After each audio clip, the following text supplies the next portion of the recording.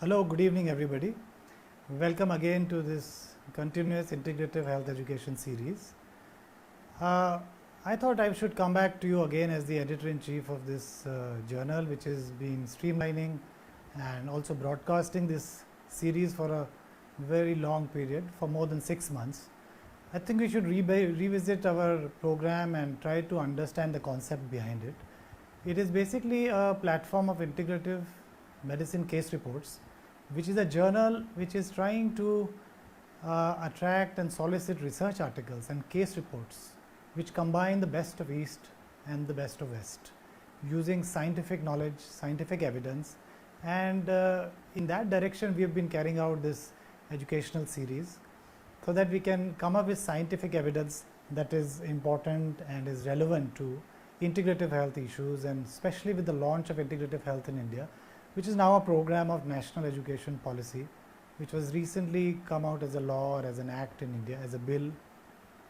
So let us go back to this journal, the Integrative Medicine Case Reports. How is a journal different from a magazine? A magazine is something which is data or news or articles collected by the editor, and not so much a peer review happens other than what is reviewed between the group that manages the magazine. But the journal is a more scientific version of a magazine. A journal comprises of a decent editorial board, which is mostly international editorial board, comprises of scientists with PhDs and MDs across the world, and some of them are made the associate editors, the others who are more senior are senior editors, and the others are the editorial board members. And this particular journal also has a similar editorial board comprising of specialists from across the various domains of Ayush, yoga, life science, medicine, psychology, nursing, neuroscience, and all of them come together to form a board, and this makes our journal a journal. And this is what makes it an international journal, because the people who comprise of the editorial board are from across the world. And the other thing important about the journal is defining a scope for what it works for. The scope in our case is the integrative health or integrative medicine, as you may call it. As I mentioned, this includes articles and case reports that we solicit from you to discuss and on areas that range between Ayush and yoga and the modern medicine. The other feature of a journal is its periodicity. So this is a journal which is published twice in a year, once in July and once in June. So it once in July and the other in January. So the first issue came out in January, and the second issue just came out in July. So you can go to IMCR.com and look at those issues. Now, how do we publish these articles? Because you may like to know, and which was also the focus when we started this series on March 21st, 2020, just a day before the Janata curfew or the lockdown started. We wanted you to submit your research articles, documents to this journal.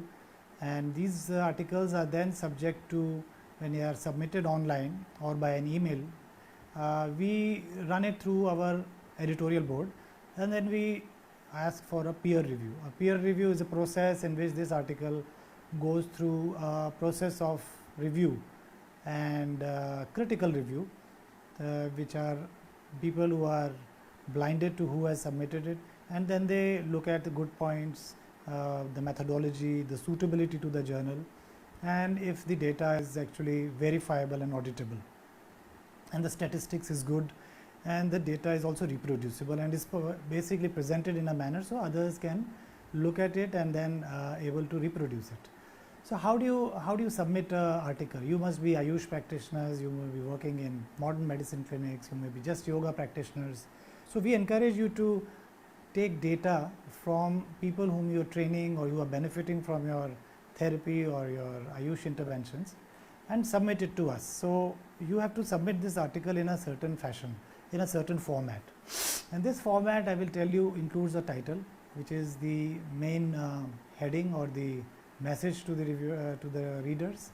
followed by an authorship. So people who are together who write this article become the authors. And then you write an abstract of about 200 words, which includes an introduction to the topic you are discussing, or a disease, or whatever that you are claiming helped you in that particular patient's recovery or no recovery, or reduction in the clinical parameters, whatever, good report or a bad report, negative report or a positive report. And this needs to be included in a very brief way so that reviewers can just quickly look at the abstract. So this includes introduction, a purpose why you did this, why are you reporting it, methods, what methods you employed to analyze your data of your patient or your trainees.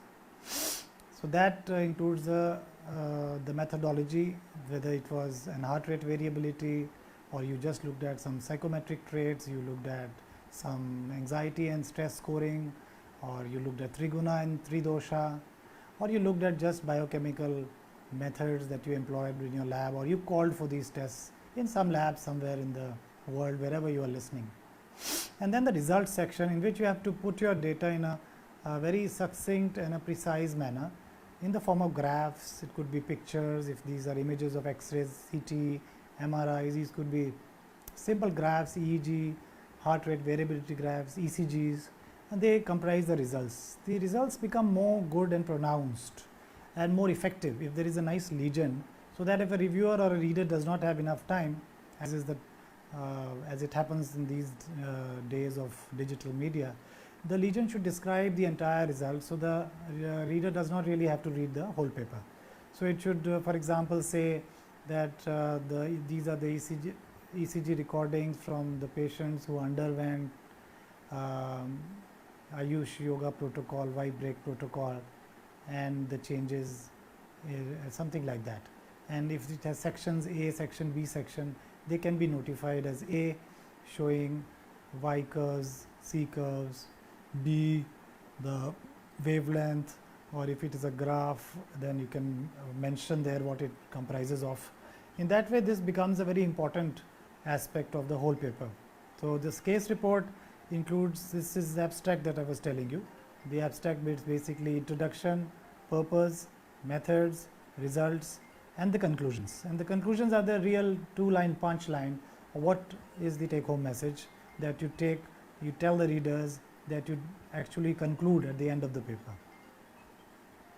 So after the abstract, you need to come out with what is the introduction. You introduce the topic if it is a disease-specific report, talk about heart disease, diabetes, Alzheimer, anxiety, whatever. You introduce that, what it is, what is the pathobiology of it, or how the symptoms show up, what do we know about it, in a very brief 2 paras or so. The entire case report should be about 2,800 words. And then you describe the case report of a patient who came to you, and what did the patient tell you about, what was his age, what symptoms he walked with, and then you asked for some tests. You describe it in a narrative story fashion. You can go to our website imcr.com to look at a few case report samples, and then you will find these are 2-3 paragraphs of introduction, and then the case report, of course, the case report then further describes the investigations, and when you describe this, you cite the results. Not only you cite the results, but you also try to put these results in a certain fashion, in a methodical fashion, so that you are able to the readers are able to understand that this results that the person is reading about this in the case report, he can go and refer to those the results which are mentioned there. So these are the results, and this becomes a case report. And then finally, after the case report is finished, then you come to the significance of the study.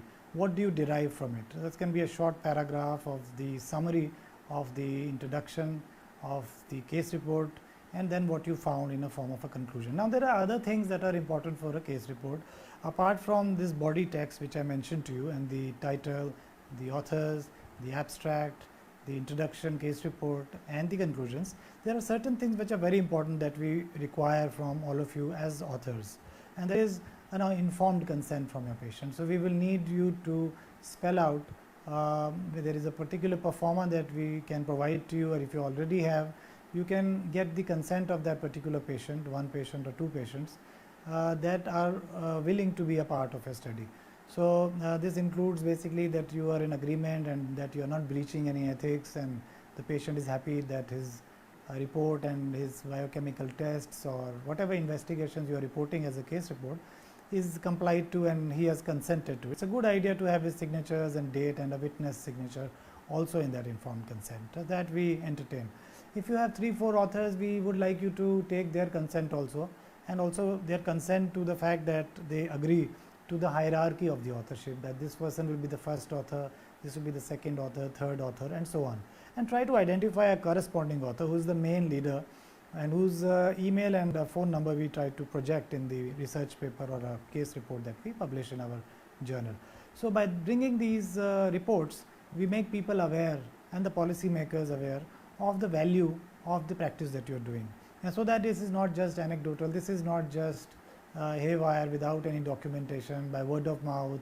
Oh, my drugs is basically curing cancer, my particular asana or yoga protocol is good for getting rid of diabetes, getting rid of hypertension or urinary problem or vision problem. It's better to put that in the report in this format, which makes your report easy to subject it to peer review. Once you do that, and a couple of more regulatory requirements are met, which I will just come to them one by one. So one that I just mentioned is the ethical requirement or the informed consent. The other is the important conflict of interest. If the authors have a conflict of interest, or if you are prescribing a drug or an asana which is copyrighted, is patented, or it belongs to somebody that doesn't belong to you, it's a good idea to spell it out. If you are doing this study as a part of a sponsorship by, let us say, Patanjali or by Dabur or Pfizer, it is a good idea to mention that. So the readers are informed that what you are reporting is actually comes with these riders, that this is a sponsored report. If not, then you can say there is no conflict of interest, even with the study or between the authors. And the next thing is the funding. How do you fund that study? Have you charged the person whose reports you are reporting or your case that you are presenting? And if someone has funded it, it's a good idea. Always ethical and upright. It's a matter of scientific integrity that you should declare that this particular study was funded by this agency, whether it is a Ministry of Ayush or if it is a company or whatever, whoever has actually funded this particular study or case report. Usually case reports are not funded, but we still, as a part of our requirement to internationalize all the journals around the world, most of which are indexed to an agency called PubMed. These are some of the requirements. So requirement number 1 is periodicity, number 2 is the decent editorial board comprising of skilled and qualified people, 3 is adherence to these conflicts of interest and ethical statements, 4 is it has to be structured, like I mentioned, the abstract has to be into introduction, purpose, methods, results, and then finally the conclusions. And then there is also a requirement what we generate at our office, at the editorial office, what is called the Digital Object Identifier, so DOI. This actually assigns a sort of identity, it nominates that article, which if you, there is an agency which generates a DOI, and this is embedded in this article, which is projected in the social media or the journal website or the indexing agencies as either HTML or PDF or a scientific language called XML. And this ensures that this article becomes more and more visible by the search engines, not only Google Scholar, but other engines such as ScienceDirect, Scopus, PubMed. These are scientific engines where scientists go and look at this, and this also obviates the need for any of things being left to whims and fancies of people commenting this is unscientific. They cannot say that, because if the journal that you publish your report is gone through these steps and is compliant to regulatory approvals and is also compliant and as per the indexing agencies, then it is reasonably understood and assumed that this is a good article which has been peer reviewed and has been accepted, and if any revisions have come, they will be communicated. Now we'll go to the peer review process. But before I go there, I must also tell you that when you bring out this case report in this structure, at the end you should try to, as much as possible, cite references. References are other research articles and case reports and reviews or meta-analysis or commentaries or editorials, original articles, whatever they are also deposited in similar indexing agencies and similar comparative or contemporary journals. So if you cite those articles, you put them as a footnote in a certain, again, a format. So we follow a Vancouver style, and you can go to our website JIMCR.com and you can look up all the structure that I'm talking about. So our reference methodology is the Vancouver style. So if you follow the Vancouver style, you can bring in your references in that order, and there are 20-25 references that we expect, because it's not a very big article, it's just a case report, and even if it is 10 to 12 references in Vancouver style, which is also okay. But these references should be those that add more meaning to your logic and reasoning brought out in case report and brought out in your discussion as a body of the research paper, or in our case, a case report. So having said this, now how does peer review happen? A peer review is a process which is a blinded process which we follow. The names of the authors that are there, and including the institutions, unless the author, that is you, waives that right to blind yourself, then we usually blind it and then send it to two people who are not known to you, but you are working in the field, and they will look at the journal's structure which I just mentioned, the science behind it, the data, if it is good enough, it raises some questions on statistics, the methodology, how concise it is it a simple research question that you asked, is something new and not repetitive that was already published. So if there is novelty in that, that is extremely important.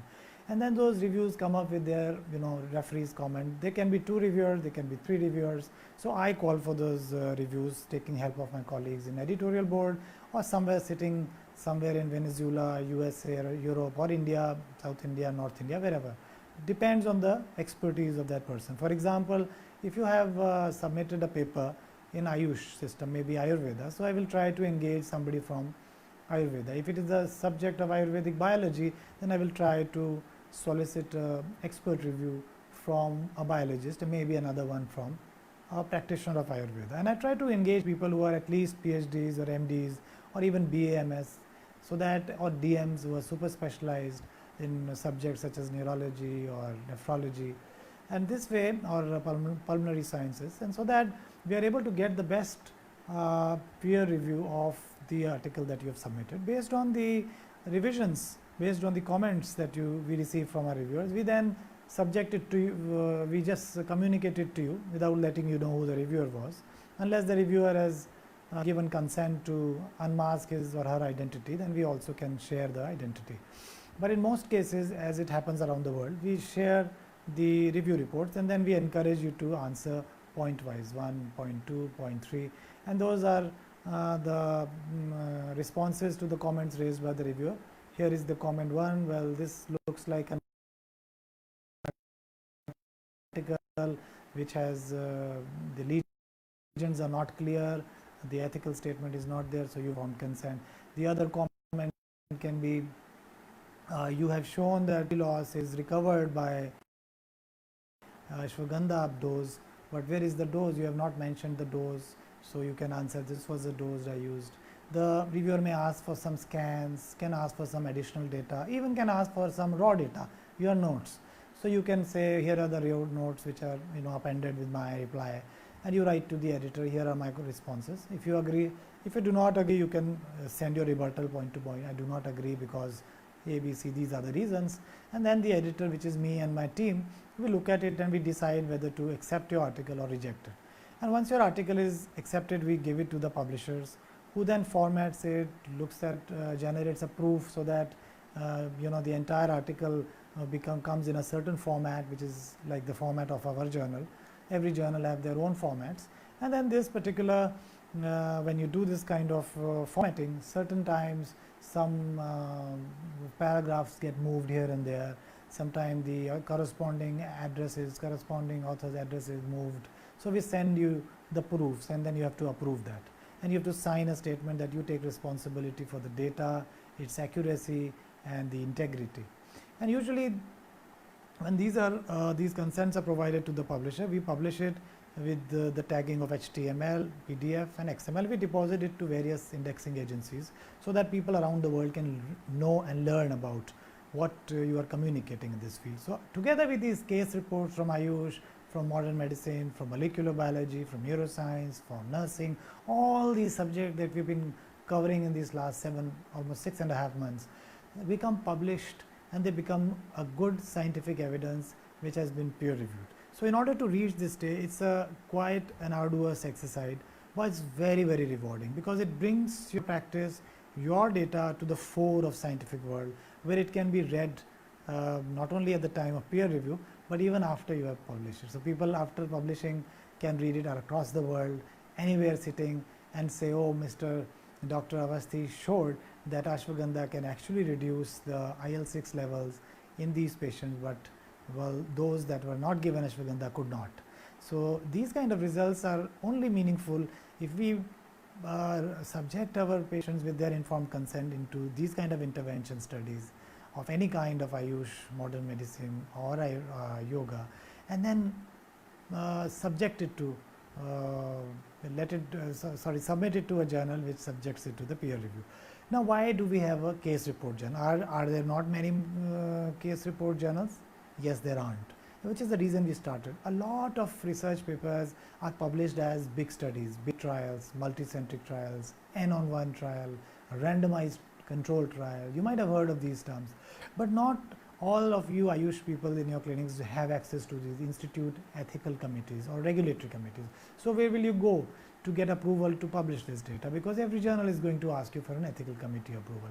So we thought that people who claim that my particular drug is curing or reducing the burden of cancer, or is improving or reducing the anxiety, should be allowed a media or a platform or a venue where you can publish these reports. So we precisely for this reason, for a deficiency or a lack of ethical committees access to you guys, all of you working in silos or in singular clinics, we thought we should give you a domain. We should construct a journal such as the Journal of Integrative Medicine case report, where without the need for any ethical committee, which is a universal norm for particularly meant for 1 or 2 cases, after you take their informed consents, you can still submit that data using the structures that I just mentioned. And if it goes through that, and if you are successful, here you have a paper as shoulder to shoulder in the same platform, in the same scientific pedestal where the other scientists and other Nobel laureates are actually depositing their research work. So I hope that this particular discussion and this narration and this that I discussed with you today was useful. If you have questions, you're welcome to just type it on the Facebook. I'm just doing a solo Facebook live, so I don't think I will be able to look at my Facebook and answer them right away. But even if you deposit your comments in the Facebook, I will go back later and I will answer them over there. The other thing I wanted to tell you is that this journal is going to complete 1 year in January. We have a high number of submissions since we started, especially because of this continuous integrative health education series, which has propelled more and more submissions from across the world. And therefore, I encourage you to please pay heed and attention to the quality of writing. Have minimal spelling errors, do a good spell check, put them in nice sentences that are coherent, and so that they make sense from one sentence to the other, one paragraph to the other, and the reading is smooth, because the reviewer should not bump on a language which is difficult to understand. You can take help of your collaborators, people in English, because this is a journal in English, and because other people already working in science in the top areas of science basically read and write in English. Unfortunately, we do not have a regional or a local language journal. To make more impact and to show your data to this world of science and scientists, try to put this in English. If you need help on scientific writing, do write to me or to us. We will try to help you as a voluntary service. But make it a nice paper, submit it any time across the year. There is no time limit, there is no formal announcement. So please go to jimcr.com and submit your best of studies. If you have no data at this moment, you can compile your data. We call it retrospective studies, and you can even publish that. If you have just a review article of thoughts that you have in your mind which can make a hypothesis, of course go ahead and write that up. We also publish reviews. If you just want to write an editorial or a commentary which has implications for policy, you can write a one page, like 800 to 1000 words editorial or commentary. We will also, after review, publish that. If you have a research article, a bigger report with proper ethical approvals with you lying unpublished and unreported somewhere, we can take that, but please make sure that this is not being simultaneously submitted to any other journal, because that would be wrong. And last but not the least, plagiarism is a crime. It is something, plagiarism, as you may know, whether it is self-plagiarism or it is copying pasting somebody else's data, or its full sentences without assigning or citing that particular person who has written, is a criminal act, and it should never happen. And we routinely subject all the research articles, all the submissions to anti-plagiarism check.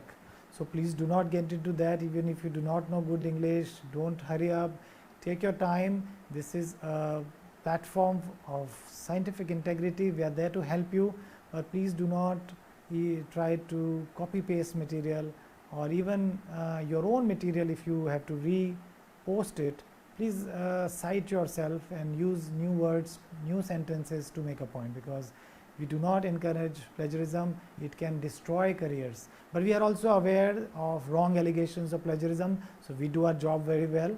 We ensure that these allegations are not correct or correct. We take them through editorial process, and but it's always good and to let you know that this is a problem, is an issue for most of the colleagues and other journals who are manning the journals. So I hope this interaction was useful, and I look forward to more and more research articles being submitted to jimcr.com. Thank you very much for listening. We'll connect again. Namaste.